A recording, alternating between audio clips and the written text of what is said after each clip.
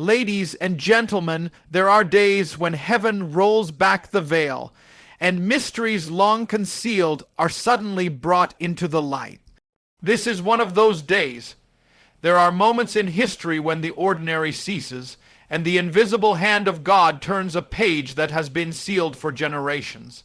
It is as though a hidden scroll, kept in the chambers of heaven, begins to open, revealing words written before the foundations of the world.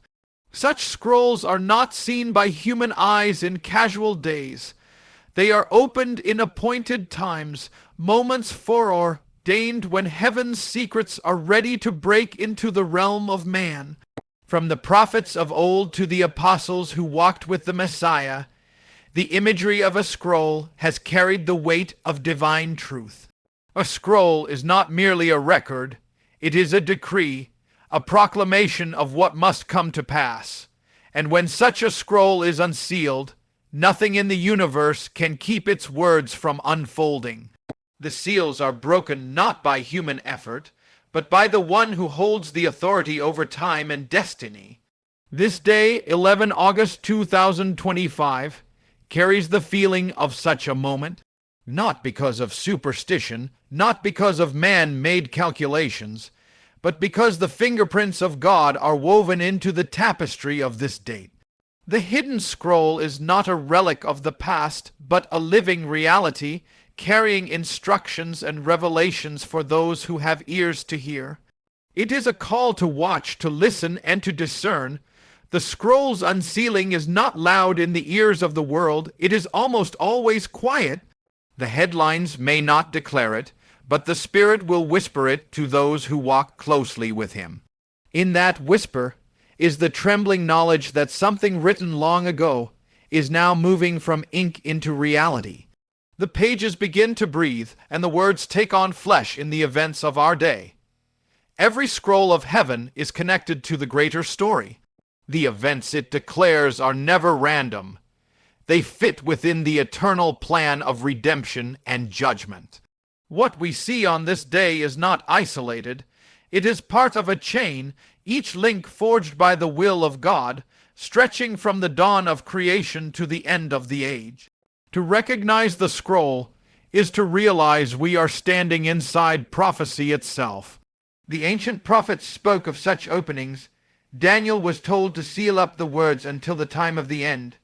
John was shown a scroll in the right hand of the one on the throne. Ezekiel was told to eat the scroll that tasted sweet, but carried the weight of judgment. These are not metaphors to entertain the imagination. They are glimpses into the heavenly courtroom where decrees are issued and destinies are set in motion. When the scroll begins to open, it calls forth alignment. Those who have built their lives on fleeting pleasures will be exposed. Those who have sought the voice of God will find themselves standing under the light of understanding. A scroll revealed is an act of mercy, for it allows the faithful to prepare before the words within it come to pass. The opening of the scroll is also a moment of separation. It divides the watchers from the sleepers, the seekers from the complacent. The mystery is not hidden because God desires confusion. It is hidden because it is precious. Only those who value the treasure enough to search for it will see its worth. In the natural, a scroll is nothing more than parchment rolled tight. In the spiritual, it is a vessel of divine authority. It contains the blueprint of coming events, the warnings for those in danger, and the encouragement for those who stand in righteousness. The scroll does not merely speak of what will happen, it declares why it must happen. This day's mystery is part of that greater unfolding. What was written long ago is aligning with the present moment. The symbols, the patterns, the numbers, and the appointed times are converging into a reality we can no longer ignore. The scroll is moving, the seals are breaking, and what was invisible is beginning to manifest. Those who sense this unfolding may feel an urgency they cannot explain. It is not anxiety but a holy stirring. It is the awareness that heaven is active, that God is not silent, and that history is bending toward a divine conclusion. The scroll's opening is not about curiosity, it is about readiness. And in this hour, as the hidden words step out of eternity into time, the choice remains the same as it was for every generation that saw a scroll unsealed to recognize the moment, to heed its call, and to align one's life with the one who wrote it. Time is not an accident. It is not a river flowing aimlessly into the sea of history. It is measured, ordered, and crafted by the one who spoke the universe into existence.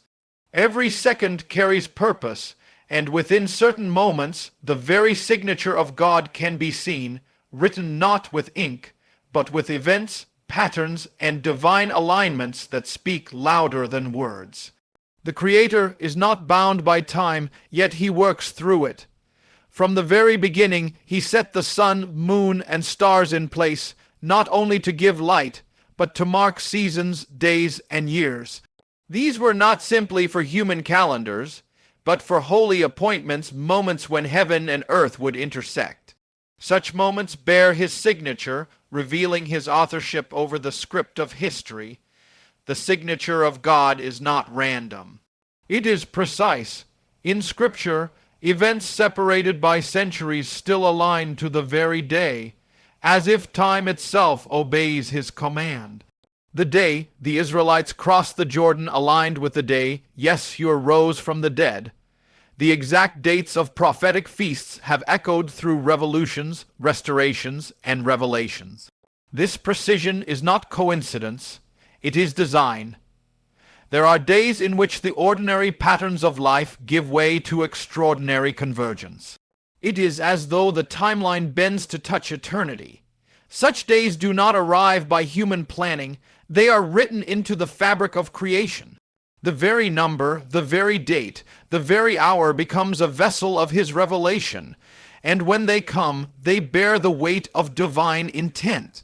The mystery of dates and times is not to be used for superstition or prediction apart from God's Spirit, but to awaken the awareness that history is in his hands.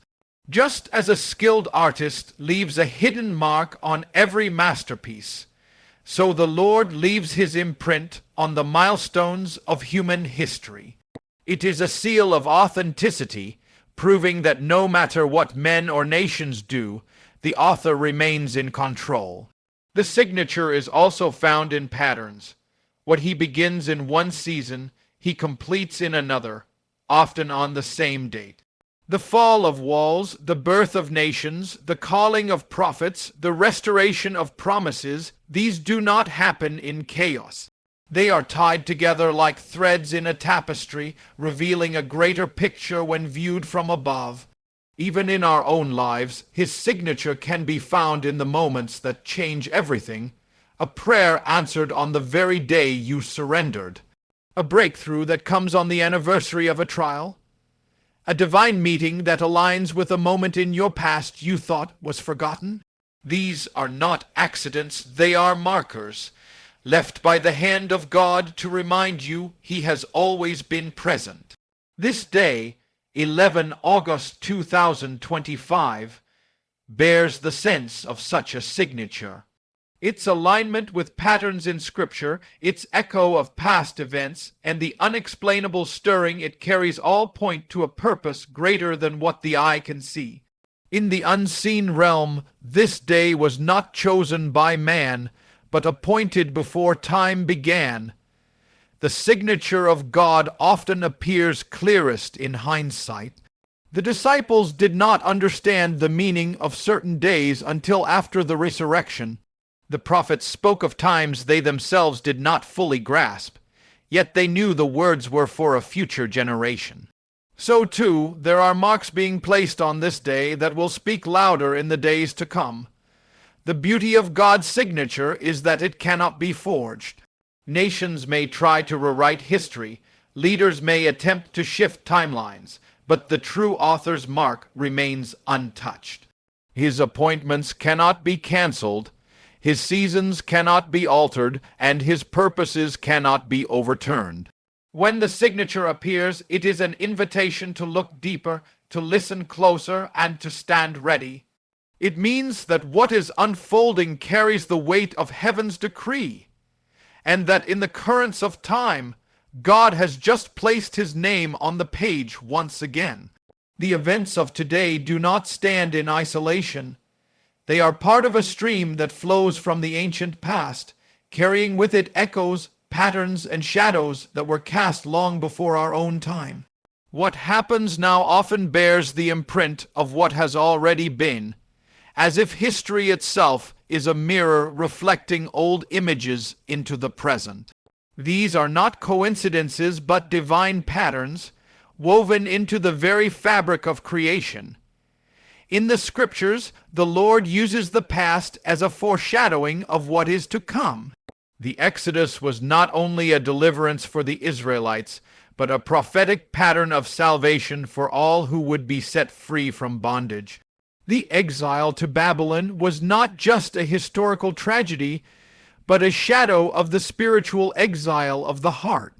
These ancient events are like templates, and into them the Lord continues to pour the events of each generation. A shadow is cast when light shines on a solid object. In the same way, the light of God's truth shines through history, and the events he ordains cast shadows into the future. The fall of kingdoms, the rise of leaders, the deliverance of nations, all these have been seen before in some form. When we recognize them, we see that history is not a random cycle, but a divine choreography.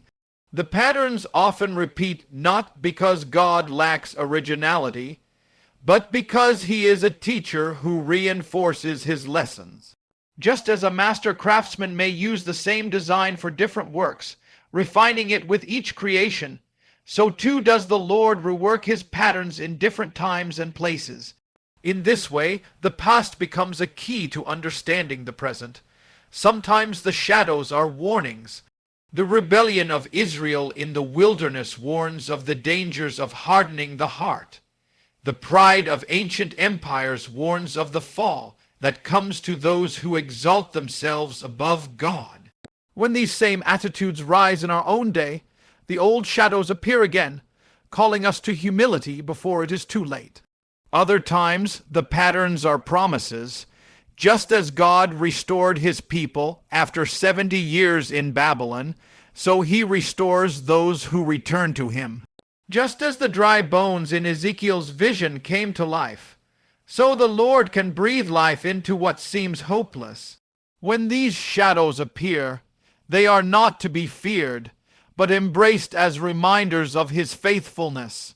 Even the smallest details in the past can become prophetic in the present. A date, a place, a seemingly minor decision, all can carry seeds of future events. These seeds are planted in history and grow in appointed times. When they bear fruit, we often realize they were foretold in ways we did not see before.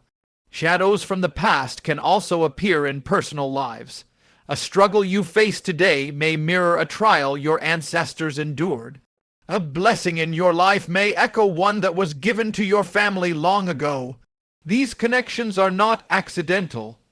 They are threads in a divine tapestry, reminding us that our stories are part of a much greater narrative. When we fail to recognize the patterns, we risk repeating the mistakes of those who came before us. That is why the Lord instructs his people to remember to recount the deeds of the past, to meditate on his works, and to teach them to the next generation. Forgetting history is not just ignorance, it is the loss of a divine roadmap. There are also moments when shadows from the past converge into a single point in time. On such days, multiple patterns meet, creating an intersection between what was and what is. These convergences are often the setting for great turning points, when nations shift, destinies are sealed, and the purposes of God are advanced in powerful ways. The shadows themselves are not the reality, but they point to it.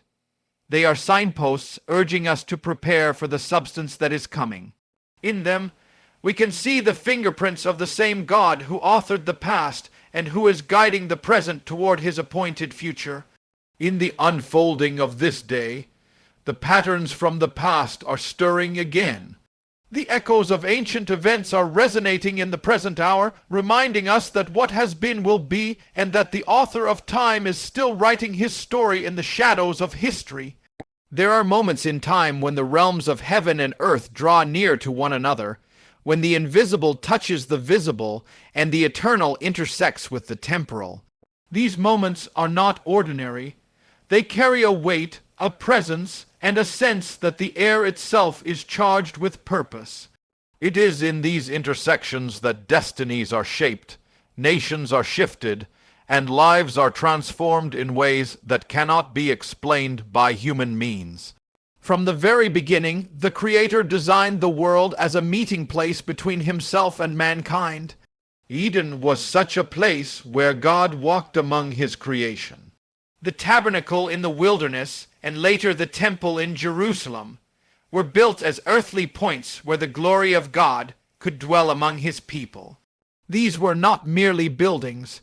They were portals in time and space where heaven and earth were joined in divine appointment. The scriptures speak of Jacob's dream at Bethel, where he saw a ladder stretching from earth to heaven, with angels ascending and descending upon it. This vision revealed more than a dream. It showed that there are points of contact where God's presence moves freely between the two realms. At such moments, what happens on earth is directly influenced by what is decreed in heaven. The intersection of heaven and earth often comes at appointed times. The feasts of the Lord in ancient Israel were more than rituals.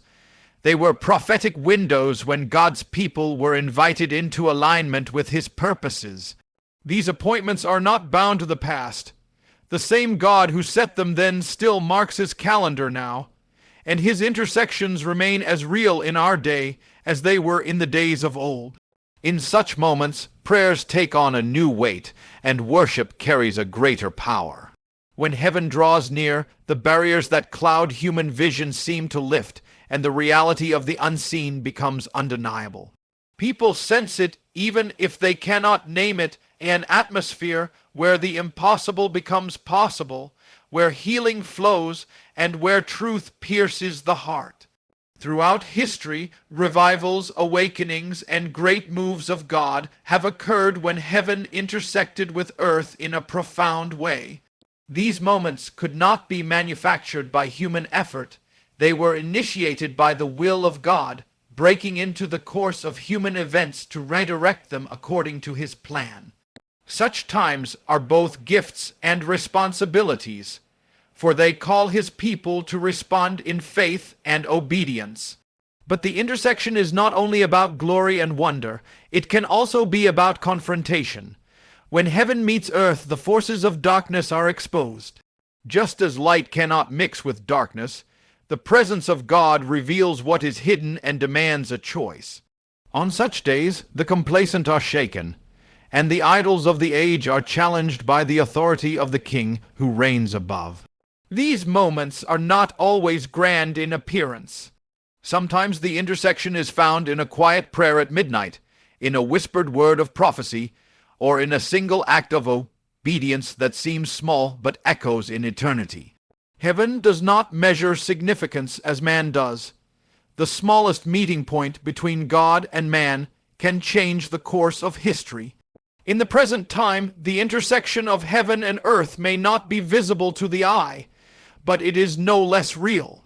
Events in the world may seem driven by politics, economics, or human agendas, yet behind the scenes there are meetings in the heavenly court, decrees being spoken, and assignments being released that will alter the course of nations. To be part of such an intersection is to stand at a crossroads. It is the place where God invites His people to step out of their limited understanding and into His eternal perspective. It is where earthly plans are surrendered to divine will, and where human weakness becomes the stage for heavenly strength. When heaven and earth meet, time itself feels different. Hours may pass like moments, or moments may hold the weight of years. In these spaces, what matters is not how much time is given, but what is accomplished in that time according to God's purpose.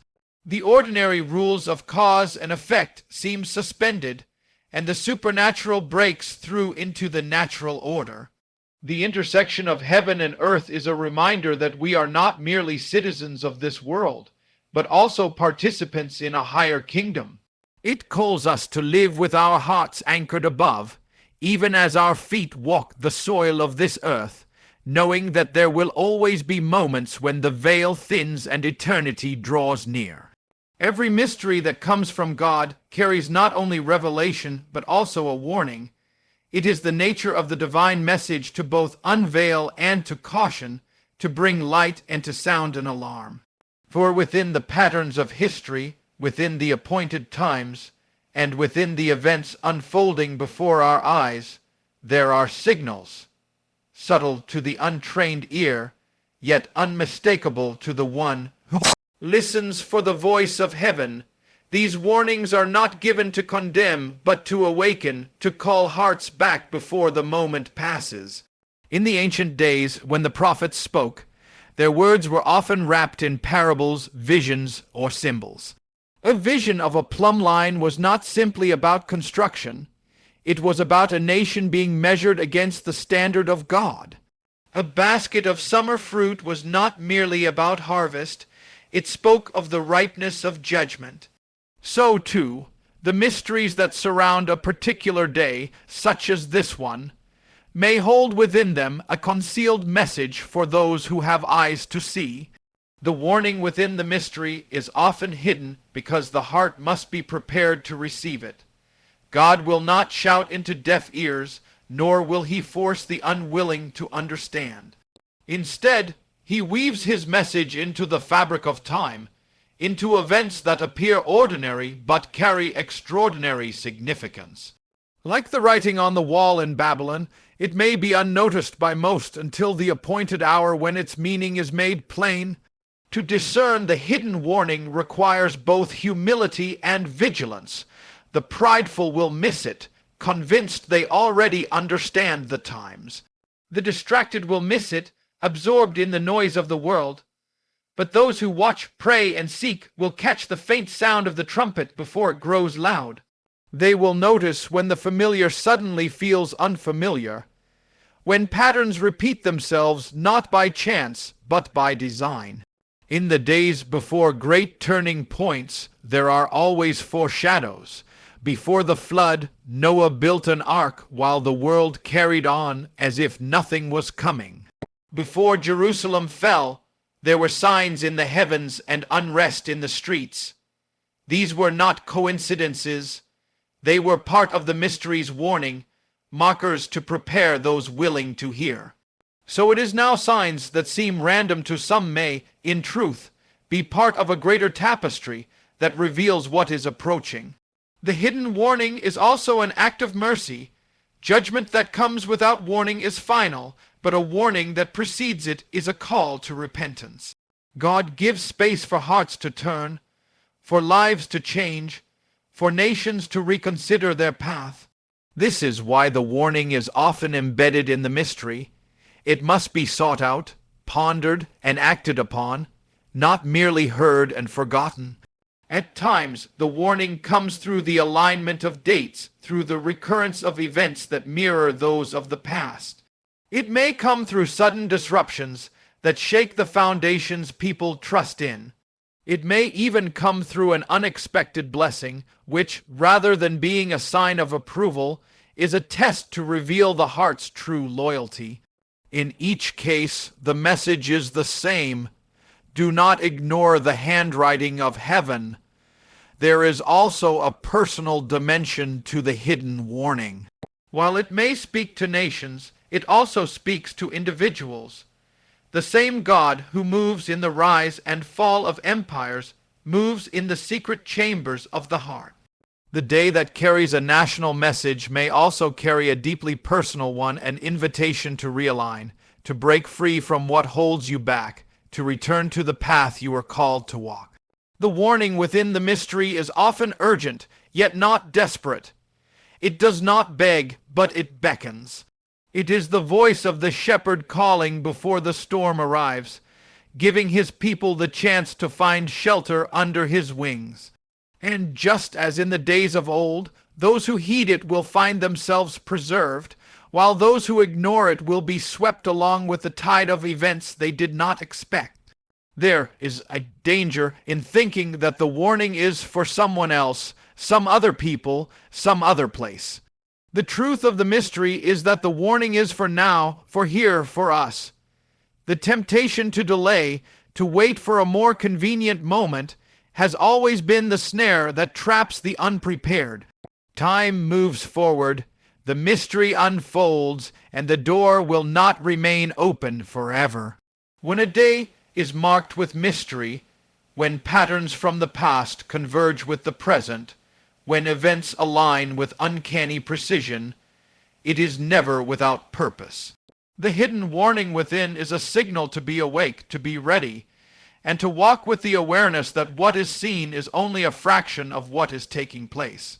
The greatest danger is not the event itself, but failing to discern its meaning while there is still time. In every mystery that God reveals, there is not only a call to repent, but also an invitation to draw nearer. The warning speaks to all, but the invitation is given especially to those who belong to him, those who hear his voice in the whisper of the wind and the trembling of there comes a moment in history when the comfort of the familiar is stripped away and the illusion of safety shatters.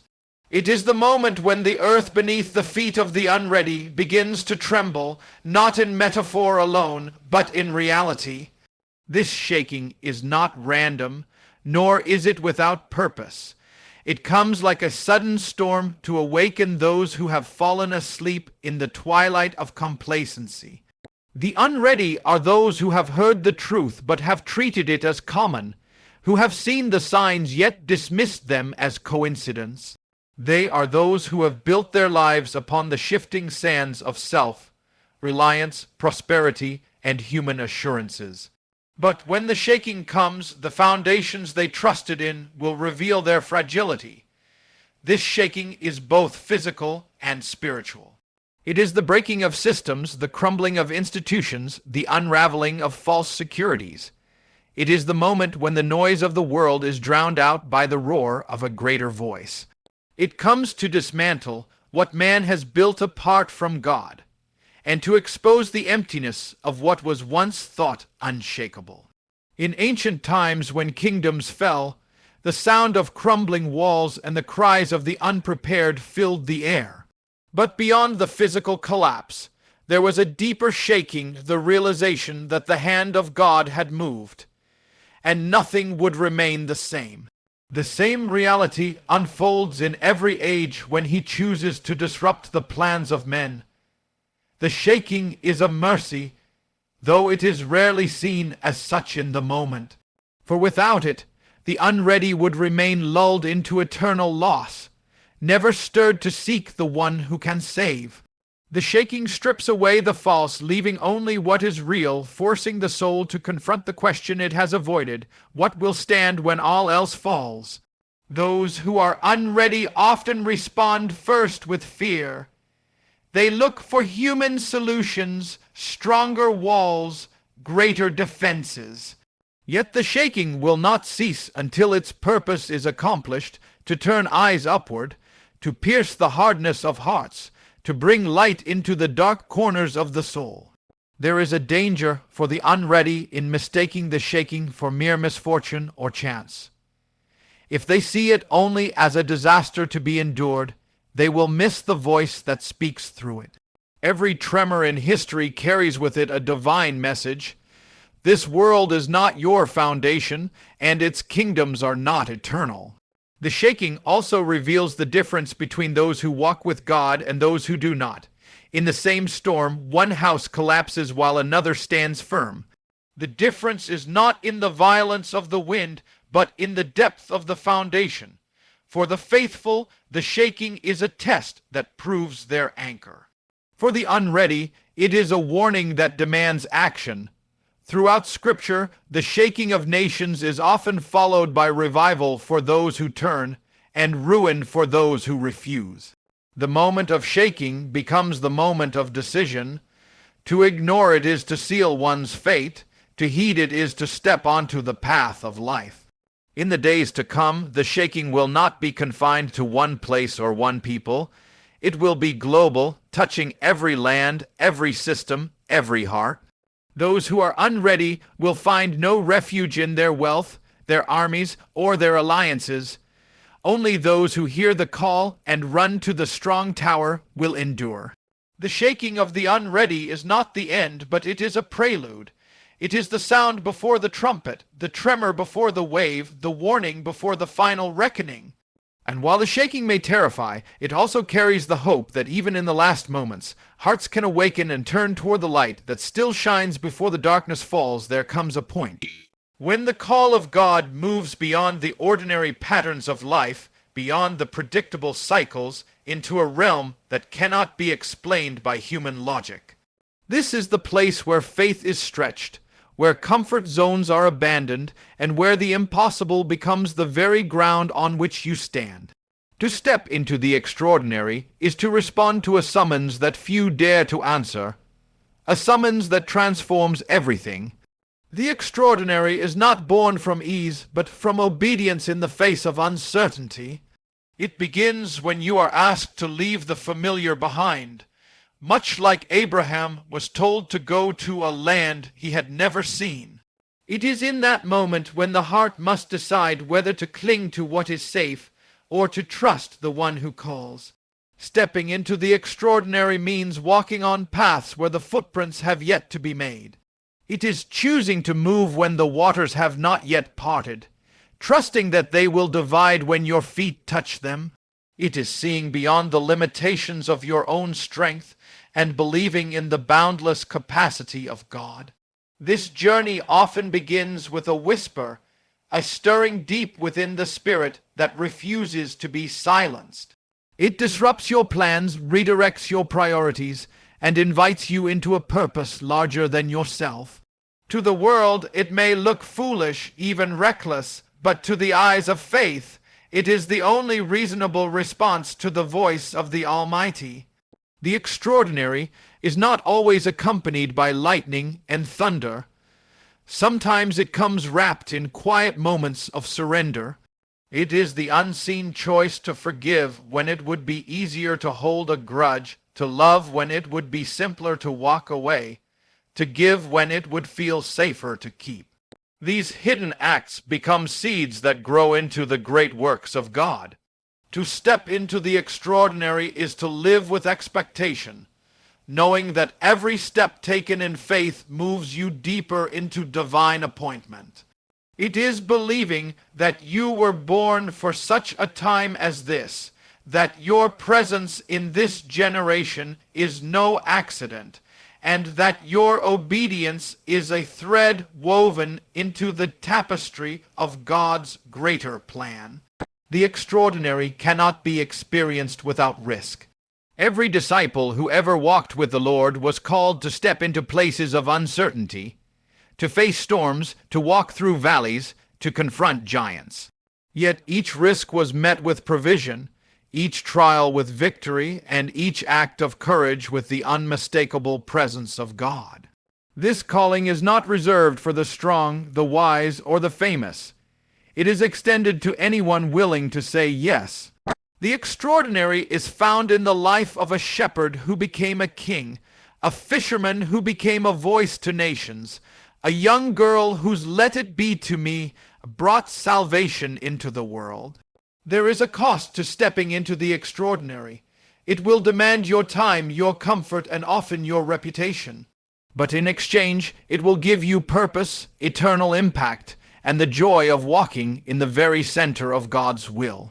No earthly treasure can compare to the reward of seeing His hand move through your life in ways you could never have imagined. Those who step into the extraordinary become witnesses of miracles that others only read about. They see seas part, walls fall, and mountains move. They understand that the extraordinary is not about human ability, but about divine partnership, about becoming a vessel through which heaven touches earth. Stepping into the extraordinary is the invitation that follows the shaking, the call that comes after the awakening. It is the moment when you leave the sidelines and enter the field, when you stop being a spectator and become a participant in the unfolding story of God's kingdom on earth. It is the choice to walk where few will go, to believe what few will believe, and to live in a way that eternity will remember.